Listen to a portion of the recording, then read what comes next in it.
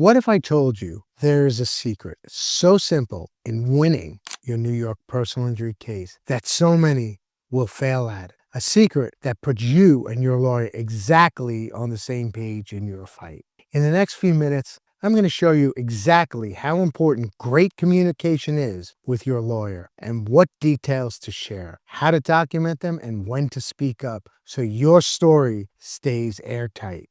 Watch this video so that your records, witnesses, and daily journals all stay lined up and you and your lawyer are completely aligned. So insurers have nowhere to run when you demand full damages. I'm Brett Harrison, and I've been practicing personal injury law in New York for over 30 years. And I can tell you personally that without hesitation that the cases I win aren't always the ones with the strongest facts or the highest damages. They're the cases where my clients and I communicate effectively from day one.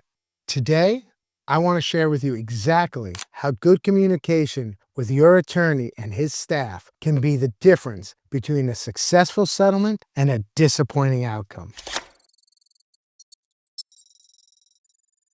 So, why is communication your secret weapon? Here's something most people don't realize. Your personal injury case isn't just about what happened to you. It's about how well we can tell your story, preserve crucial evidence, and respond to the insurance company's tactics. None of that happens without clear, consistent communication between you and your lawyer's staff. I've seen cases worth hundreds of thousands of dollars all fall apart because a client didn't mention a previous injury or forgot to tell me about a witness who saw everything. I've also seen cases that looked hopeless on paper turn into significant victories because my client was proactive about sharing information and staying engaged throughout the whole process. In New York, we operate under a comparative negligence system under Civil Practice Law and Rules Section 1411. This means that even if you're partially at fault for your accident, you can still recover damages. But here's the catch. The insurance company is going to look for every possible way to increase your percentage of fault to reduce what they have to actually pay you. The only way I can effectively counter their arguments is if you've given me every detail about what happened, no matter how small it may seem. So now let's discuss what you need to tell your lawyer immediately. Let me be very direct about this. There are certain pieces of information that can make or break your case, and I need to know about them right away. Not next week, not at our next meeting, not next month, but as soon as possible after you hire me. First, I need to know every injury you've sustained, including ones that might not seem related to your accident. In New York courts, we follow the eggshell plaintiff rule. What does this mean? This means that the defendant takes you as they find you. If you had a prior back injury and the accident made it worse, that's still compensable damage. But if I don't know about the prior injury and the insurance company discovers it during their investigation, it looks like you were trying to hide something, pull the wool over their eyes. Second, I need to know about every witness to your accident. This includes people who saw it happen, people who arrived immediately afterward, and even people who might have heard you talking about the accident later.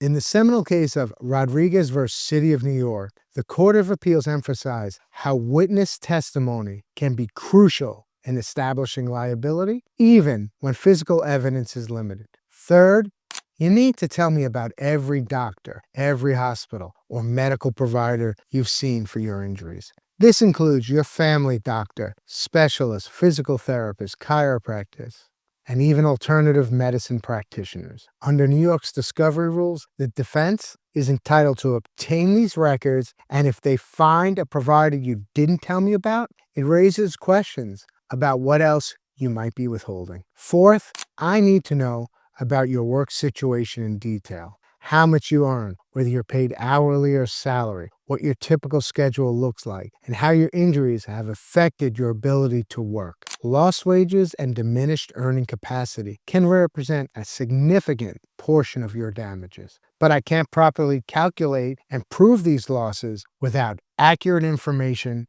from you. Now let's discuss how to document everything properly. One of the most valuable things you can do for your case is become a good documentarian of your own experience.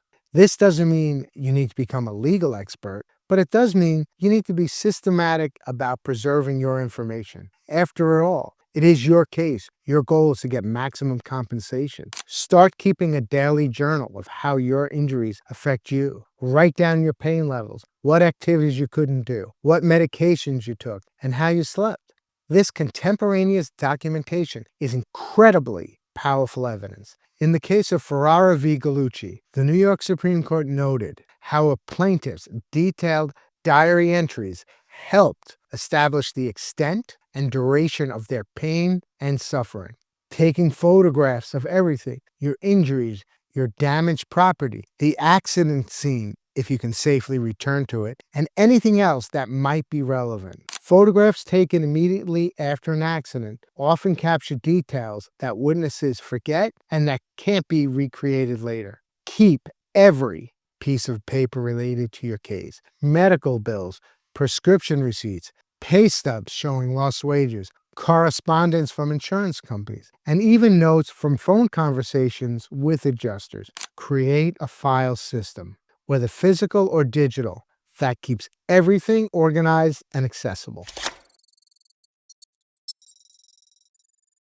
Now let's discuss when and how to communicate with your attorney and your attorney's staff. Here's where many clients get confused. They either communicate too little, leaving me in the dark about important developments, or they communicate ineffectively, sending me scattered information that's both hard to understand and hard to use. Let me give you some guidelines that will make our communication more productive. Contact me immediately if anything significant happens. What does this mean? This includes new medical developments, contact from insurance company, changes in your employment status, or discovery of new evidence. Don't wait for our next scheduled call or meeting. Time is often critical in personal injury cases. When you do contact me, be organized in how you present information. Instead of calling me to say, "I'm having more pain," tell me more specifically. "My pain level has increased from a 6 to an 8 over the past 3 days, and I've had to miss 2 days of work, and I'm considering seeing a specialist." The more specific and detailed you are, the better I can advise you and use that information to build your case. Always be truthful, even when you think the truth might hurt your case. You know the saying, better to know the devil I'm dealing with than not at all. I've had clients worried about telling me that they'd been in similar accidents before. Here's the reality. I'm much better equipped to handle these issues if I know about them from the beginning than if I'm blindsided by them during a deposition or a trial. Now let's discuss understanding your lawyer's communication style. Just as I need you to communicate effectively with me, you need to understand how I communicate and what my responses may mean. When I tell you that discovery is taking longer than expected, that's not a reflection on the strength of your case. It's the reality of how litigation works in New York's busy court system. When I ask you detailed questions about your medical treatment or your work history, I'm not questioning whether you're telling the truth. I'm gathering the specific information I need to present your case in the strongest possible light. The more detailed and accurate information you can provide, the better I can advocate for you so that your voice is heard by the insurance company. When I give you advice about medical treatment or returning to work, I'm balancing your health and your recovery with the legal implications of those decisions. Under New York law, you have a duty to mitigate your damages, which means you need to follow reasonable medical advice and make reasonable efforts to return to work when you're able. But you also need to be careful not to do anything that could jeopardize your recovery or give the insurance company ammunition to argue that your injuries aren't as serious as claimed. Let's discuss avoiding communication mistakes that hurt your case. I've seen certain communication mistakes repeated so often that I want to address them here directly. These mistakes can seriously damage your case, but they're all completely preventable and avoidable. Don't communicate directly with the insurance company without me present. New York insurance law sections 2601 requires insurance companies to deal fairly with claimants. But that doesn't mean they're looking out for your best interest. Everything you say to an adjuster can and will be used to minimize your claim. Let me handle these conversations, or at least make sure I'm present when they happen. Don't discuss your case on social media. I cannot stress this enough. Do not discuss your case on social media. Insurance companies routinely monitor social media accounts of personal injury plaintiffs. That photo of you smiling at your daughter's birthday party can be taken out of context and used to argue that your pain and suffering claims are exaggerated. The safest approach is to avoid posting anything about your accident, your injuries, or your activities while your case is pending. Don't exaggerate your symptoms or limitation, but at the same time, don't minimize them either. I need an accurate picture of how your injuries have affected your life. If you tell me your back pain is excruciating when it's actually manageable, or if you tell me you're fine when you're actually struggling, either extreme makes it harder for me to present your case effectively. Now, building trust through transparency. The attorney-client relationship works best when it's built on complete trust and transparency. You need to trust that I have the experience and knowledge to handle your case effectively and have your best interest at heart. And I need to trust that you're giving me accurate, complete information.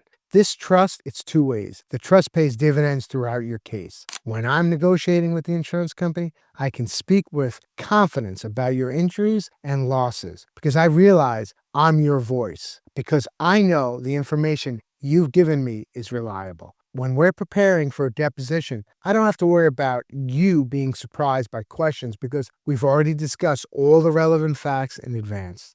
In the landmark case of McCoy v. Feynman, the New York Court of Appeals emphasized the importance of the attorney-client relationship in achieving favorable outcomes. The court noted that cases are won not just on the legal expertise, but on the strength of the collaborative relationship between attorney and client.